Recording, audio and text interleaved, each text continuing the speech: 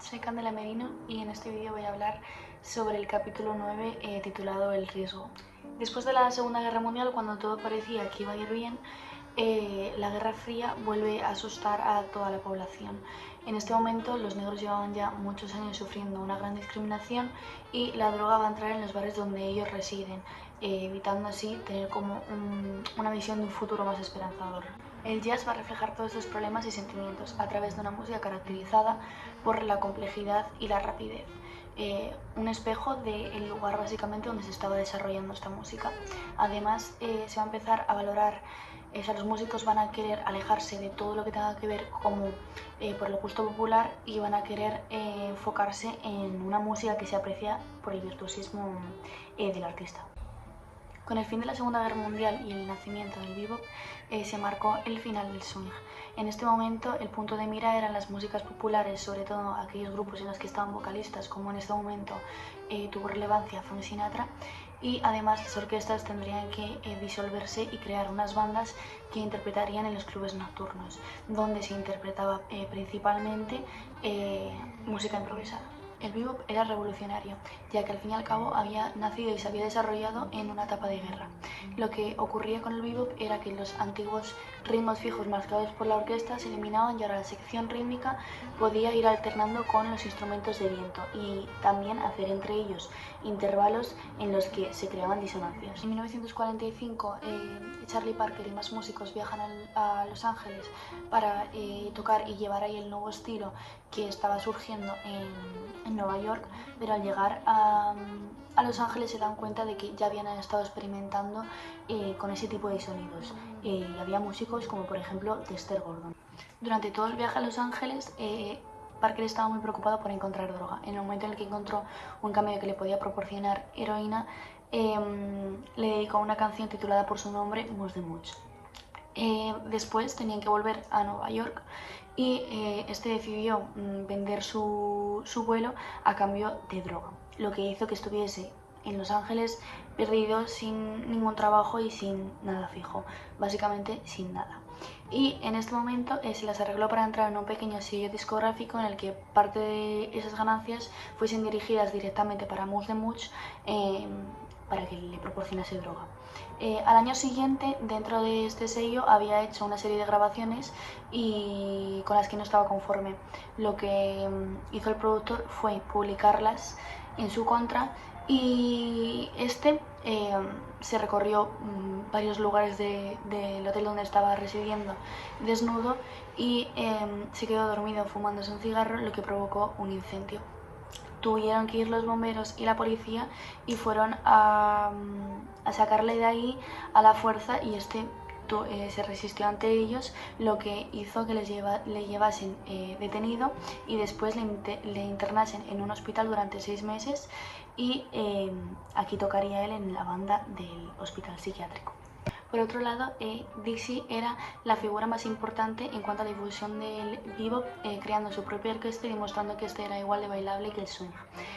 Además, contagiaba al público de su sentido del humor y su alegría, siendo uno de los pocos músicos que en este momento no abusaba de las drogas.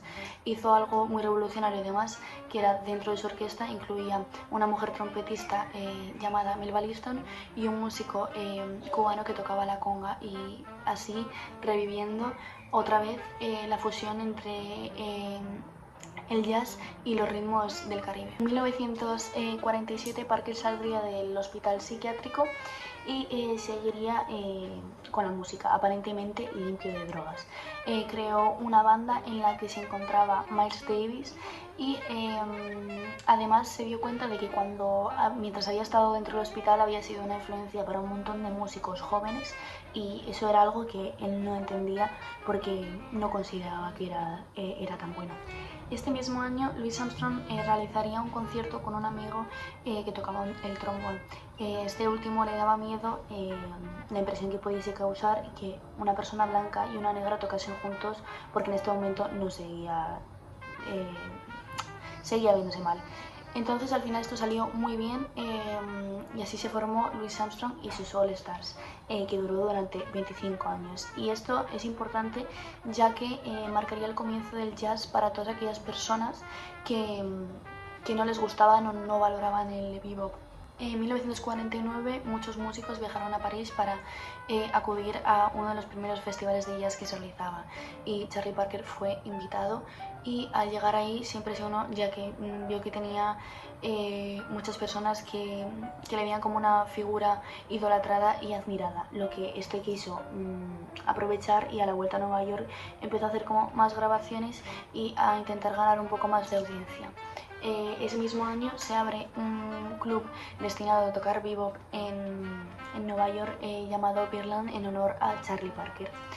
Cuando parecía que la vida de Parker iba mucho mejor y ya estaba arreglado su problema con la droga, ya que había formado una familia y estaba teniendo más éxito, todo esto era mentira, y se dice que, por así decirlo, era como que tenía tres vidas.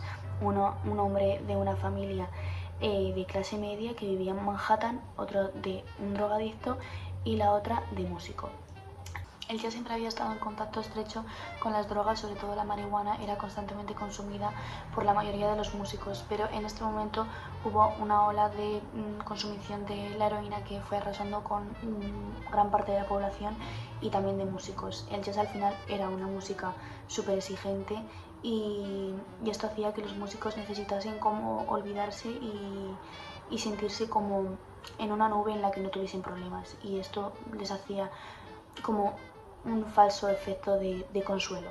Además, muchos músicos que querían parecerse a Parker van a seguir también su ejemplo en este sentido de las drogas, y muchos otros músicos de jazz van a consumirla de manera frecuente, como por ejemplo Stan Getz, Chet Baker, Sonny Rollins, John Coltrane y etc. Finalmente la droga arrasó todo y hizo que la escena musical cambiase totalmente. La música improvisada era básicamente la única que se escuchaba por estos músicos, porque estos no querían perder el tiempo en ensayos porque estaban prácticamente todo el tiempo drogados, y aquellos músicos que no se drogaban eran como constantemente marginados y como echados un poco de este círculo.